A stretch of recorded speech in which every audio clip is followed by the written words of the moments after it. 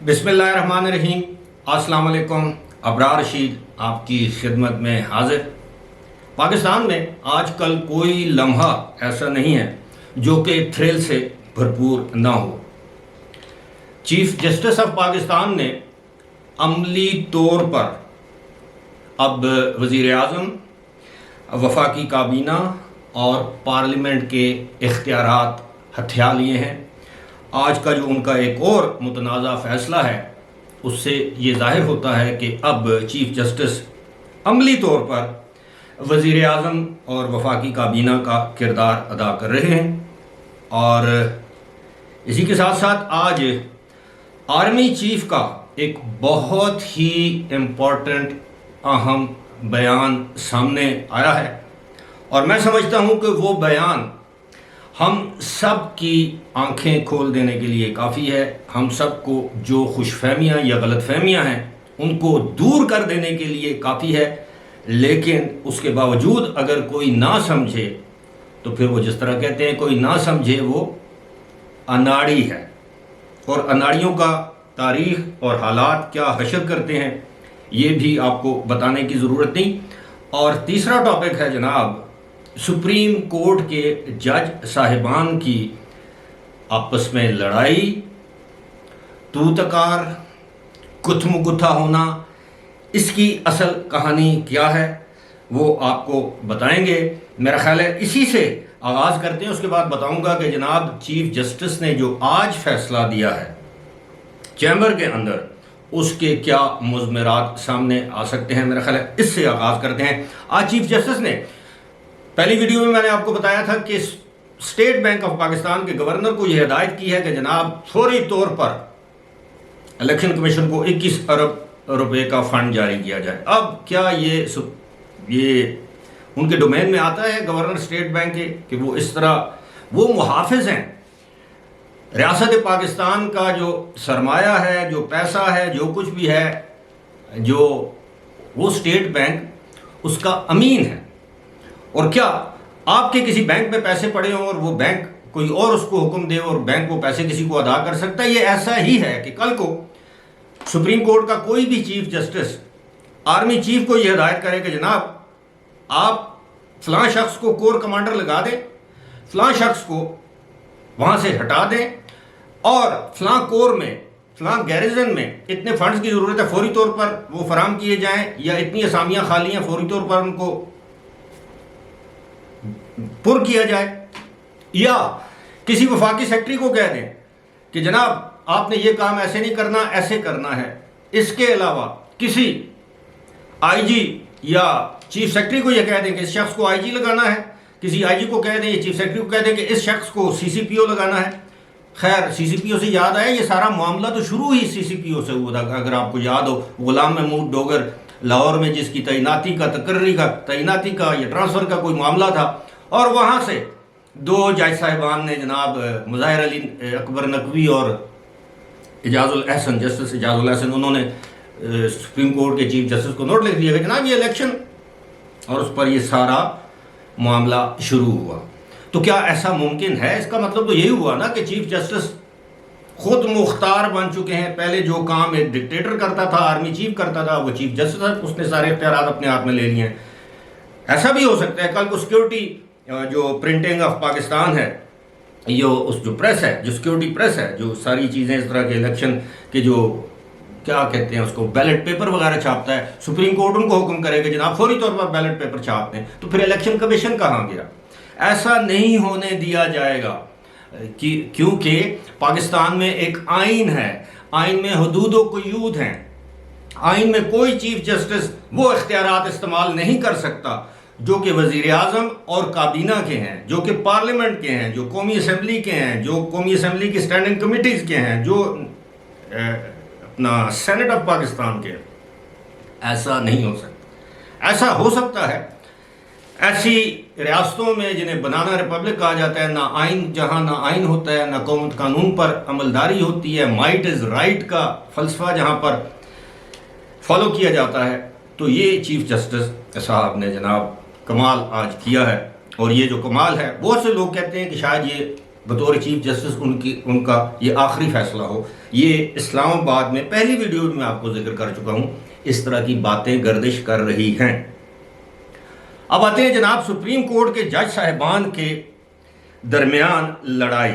جی ہاں، یہ ایک ایسا معاملہ ہے، انتہائی سنگین معاملہ ہے. اس حوالے سے میں آپ کو بتا دیتا ہوں کہ گزشتہ رات سے سوشل میڈیا پر اس طرح کی خبریں گردش کر رہی تھیں کہ جناب جج صاحبان، پہلی ایک خبر کے مطابق جج صاحبان کی کوئی جیسے کہتے ہیں نا ہیٹڈ ڈسکشن یا ہیٹڈ آرگومنٹس یا ہارڈ ٹاکس ہوئی ہیں سپریم کورٹ کے چیف جسٹس کے ساتھ، اور مبینہ طور پر یہ بتایا گیا ہے کہ اس میں دوسرے دھڑے کے کوئی 2-3 جج صاحبان موجود تھے، اور جسٹس اعجاز الاحسن بھی چیف جسٹس کی جانب سے موجود تھے، اور کوئی 3 جج صاحبان دوسری طرف سے، یعنی جسٹس قاضی فائز عیسیٰ اور جسٹس منصور علی شاہ یا جسٹس سردار طارق مسعود، ان میں سے کوئی موجود تھا. اور وہاں پر ہیٹڈ آرگومنٹس ہوئے ہیں، یعنی اونچی آواز میں ایک دوسرے سے انہوں نے باتیں کی ہیں. یہ معاملہ تو یہاں تک آ گیا. لیکن اس کے بعد یہ دعویٰ کیا گیا کہ جناب اب تو یہ جو جج صاحبان ہیں انہوں نے ایک دوسرے کی افطاریاں بھی واپس بھیجنا شروع کر دی ہیں. یعنی ایک گروپ کی جانب سے دوسرے گروپ کو کوئی افطاری کے موقع پر، وہ جس طرح ہم کرتے ہیں، ہمارا رواج ہے، رسم ہے کہ پڑوسیوں کے گھر کچھ نہ کچھ بھیج دیتے ہیں افطاری سے پہلے، تو وہ افطاریاں بھی واپس کی گئی ہیں. یہی نہیں، اس کے بعد خبریں گردش کرنا شروع ہو گئیں کہ جناب کچھ جج صاحبان ہیں جو کہ واک کر رہے تھے، یعنی افطار کے بعد یا ڈنر کے بعد، کھانے کے بعد حسب معمول واک کرتے ہیں. تو وہاں پہ جو پارک ہے ججز کالونی میں، وہاں پر واک کرنے کے دوران جناب ججوں میں آپس میں پہلے تکرار ہوئی، آرگومنٹس ہوئے، ہارڈ ٹاکس ہوئیں، گالم گلوچ ہوئی. اس کے بعد یہ آپس میں ہاتھا پائی تک معاملہ پہنچ گیا، اور مبینہ طور پر جج صاحبان آپس میں گتھ مگتھا ہو گئے. یہ خبریں سوشل میڈیا پر دانستہ طور پر پھیلائی گئیں، پروپیگنڈا کے طور پر پھیلائی گئیں، ججوں کو بدنام کرنے کی غرض سے پھیلائی گئیں. اس معاملے پر تو FIA کو کارروائی کرنی چاہیے کہ ایسا کیوں کیا گیا. البتہ آج یہ آپ کی سکرین پر بھی یہ پریس ریلیز جاری یہ نظر آئے گی. سپریم کورٹ آف پاکستان کی جانب سے یہ پریس ریلیز جاری کی گئی ہے. یعنی اتنا سنگین معاملہ تھا کہ ان کو بالآخر پریس ریلیز جاری کرنا پڑی، جس میں یہ لکھا گیا ہے، اس کا عنوان ہے denial of false news report. اس پریس ریلیز میں لکھا جاتا ہے reference an utterly false news report regarding an alleged altercation and scuffle between judges of the Supreme Court of Pakistan during their walk in the evening on 13 April in the Judges Colonies Park. This report has been carried and highlighted through various social media platforms. The report is hereby refuted in the strongest terms. It is false, mischievous and malicious. No such incident took place. The fake reporting about the judges of the Supreme Court of Pakistan is a serious violation of the law and represents an effort by disaffected elements to diminish the dignity of the court and the honorable members. Signed by Hina Firdaus, Public Relations Officer. اب یہ press release جاری کرنے کی نوبت یا ضرورت کیوں پیش آئی؟ اب ظاہر ہے پبلک ریلیشن آفیسر جو خاتون ہیں، انہوں نے یہ پریس ریلیز چیف جسٹس کی ایما پر، ان کی ہدایت پر جاری کی گئی ہوگی، لیکن خود سے تو وہ نہیں کر سکتی. اب معاملہ یہ ہے کہ اس میں لکھا گیا ہے کہ جناب یہ فیک نیوز ہے اور یہ ہے اور وہ ہے. اب اس میں اس خبر کی میں قطعی طور پر اس کی حمایت نہیں کر سکتا اگر یہ فیک نیوز ہے، لیکن ایسا پہلے کیوں نہیں ہوا؟ پہلے اس طرح کی خبریں کیوں نہیں؟ اس کا موقع سپریم کورٹ کے معزز چیف جسٹس صاحب اور ان کے چند ساتھیوں نے خود فراہم کیا. ہیٹڈ ڈیبیٹ، ہیٹڈ آرگومنٹس ہوئے ہیں، پہلے بھی رپورٹ ہوئے ہیں، اس کی تردید نہیں ہوئی. لیکن یہ جو پارک والا جو معاملہ ہے کہ وہاں پہ کوئی لڑائی ہوئی، یعنی گتھم گتھا جس کو ہم اپنی زبان میں کہتے ہیں، چمبو گڑمبی چمبی لگائی ہے، اس کی تردید کی گئی ہے. اور اس میں لکھا گیا کہ جی سپریم کورٹ کی ڈگنیٹی، شان، اس کو ڈیمیج کرنے کی یہ ایک دانستہ کوشش ہے۔ تو سب سے پہلے تو یہ بتایا جائے کہ جناب یہ موقع کس نے فراہم کیا؟ سپریم کورٹ کی جتنی تضحیق، جتنی بے توقیری، جتنی اس کی شان میں کمی، ساکھ کو نقصان پہنچایا، وہ معزز جج صاحبان نے خود پہنچایا۔ سپریم کورٹ میں پاکستان کی تاریخ میں یہ دوسری مرتبہ ہے، دوسرا موقع ہے کہ سپریم کورٹ اس طرح تقسیم نظر آتی ہے۔ ایک مرتبہ آپ کو بتا چکے ہیں 1997 میں، اور 1997 کے بعد اب یہ سپریم کورٹ اس طرح واضح طور پر تقسیم نظر آتی ہے۔ اس کی وجوہات آپ مجھ سے بہتر جانتے ہیں۔ جج صاحبان کچھ اور کہتے ہیں، فیصلے میں کچھ اور لکھا جاتا ہے، فیصلہ کچھ اور ہوتا ہے، آرڈر کچھ اور آ جاتا ہے۔ تو یہ سارا معاملہ، یہ انٹروسپیکشن جسے ہم کہتے ہیں، سپریم کورٹ کا فل بینچ بنایا جائے، اس میں یہ انٹروسپیکشن کیا جائے، گریبان میں جھانکا جائے، کون سی ہم سے غلطیاں ہوئی ہیں کہ آج عام لوگ سوشل میڈیا پر، جس کو آئین پاکستان، قانون، سپریم کورٹ کے انفراسٹرکچر اور اس کی ورکنگ، اس کی رولز اینڈ ریگولیشنز کا ABCD کچھ علم نہیں ہے، وہ بھی اس پر تبصرہ کرنے پر مجبور ہے۔ ریڑی بان بھی آج اپنی آراء دے رہے ہیں۔ تو اس کی وجہ کیا ہے؟ اس کو تلاش کیا جائے اور جڑ تک پہنچا جائے۔ جب تک آپ جسے کہتے ہیں نا بیماری کو جڑ سے اکھاڑ کر باہر نہیں، تو اوپر آپ سمپٹمز پہ پیراسیٹامول یا پیناڈول دیتے رہیں، بیماری بڑھتی ہی جائے گی۔ اب آتے ہیں جناب، آرمی چیف نے جو آج ایک بہت بڑا بیان دیا ہے۔ آپ کو پتا ہے کہ آج ایک ان کیمرہ بریفنگ تھی پارلیمان کی، جس میں آرمی چیف اور ISI چیف، اس کے علاوہ دیگر جو فوجی ہیرارکی کہہ لیں، قیادت کہہ لیں، وہ اس میں شریک تھی۔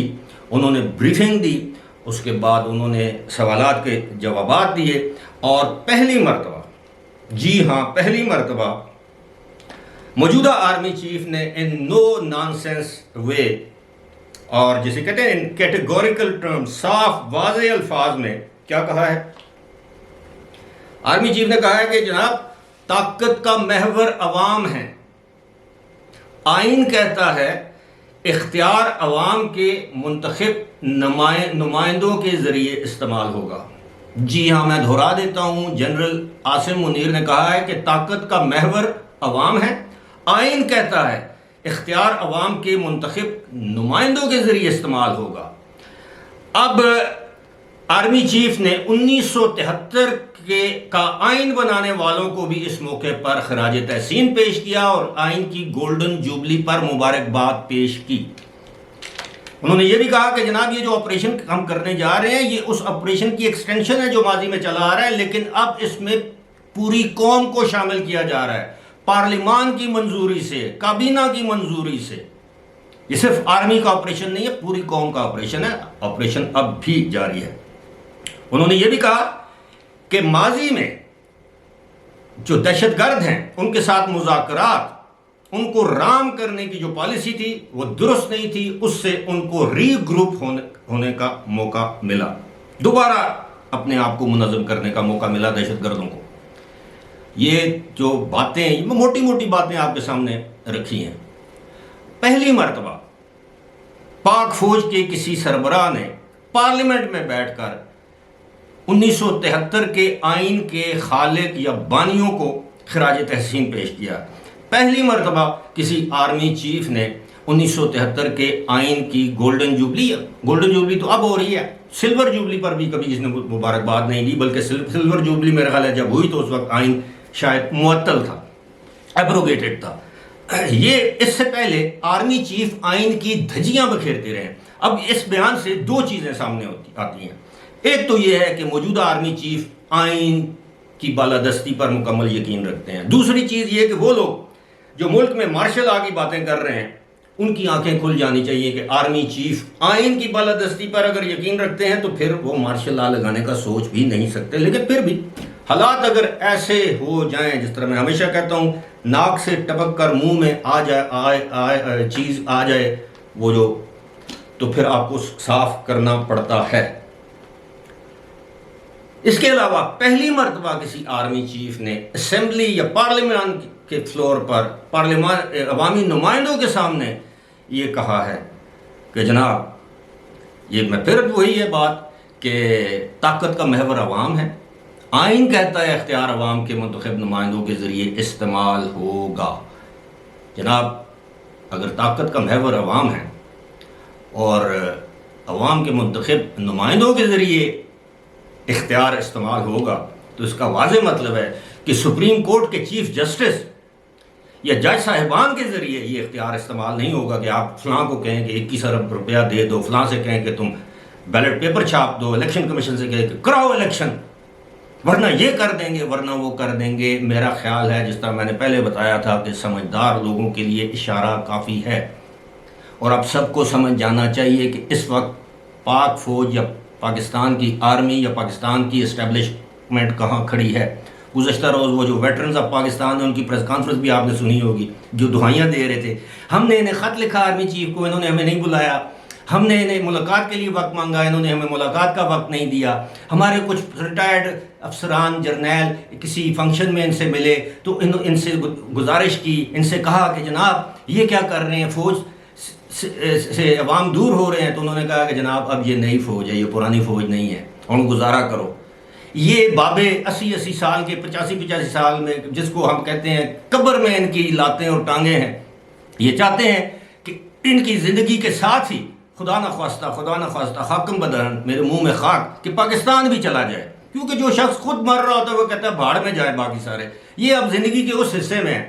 آل لوزرز، یہ تمام کے تمام انہوں نے پاکستان کا بیڑا غرق کرنے میں اپنا حصہ ڈالا ہے. یہ جو اب 80 سال کے بڈھے، 85 سال کے جو بزرگ جو پریس کانفرنس کر کے یہ کہہ رہے ہیں ہم عمران خان کے ساتھ ہیں، اب سارے ہو جائیں عمران خان کے ساتھ.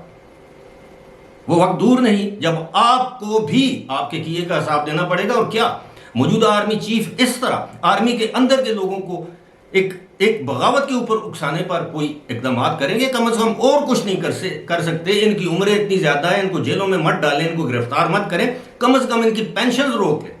ان کو جو مراد دی جا رہی ہیں ہمارے پیسوں سے، لاکھوں روپے کی ان کو پینشن دی جا رہی ہے، کروڑوں اربوں روپے کے انہیں پلاٹ، کمرشل پلاٹس اور پتہ نہیں جاگیریں دی جاتی ہیں، وہ ان سے لی جائیں.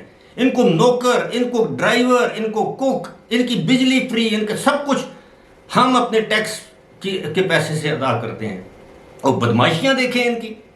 چند انگلی پر گنے جانے والے ریٹائرڈ جنرل جو ہیں وہ پاک فوج کو اب یہ سمجھتے ہیں وہی یہ ضیاء الحق کا دور ہے، وہی یہ مشرف کا دور ہے. ایسا نہیں ہے، حالات بدل چکے ہیں. دنیا از اے گلوبل ولیج ناؤ. خیر یہ باتیں یہ امریکیوں کو نظر نہیں آئیں گی کہ پاکستان میں اس طرح جرنیل آرمی کو مداخلت کی دعوت دے رہے ہیں. مداخلت بھی کس لیے؟ ایک سیاسی جماعت کو اقتدار میں لانے کے لیے، جس کو وہ پہلے اقتدار میں لائے اور آج دن تک نہ صرف وہ بھگت رہے ہیں بلکہ پورا پاکستان اس فاش غلطی کو بھگت رہا ہے. بہرحال فی الحال مجھے دیجیے اجازت. خدا حافظ.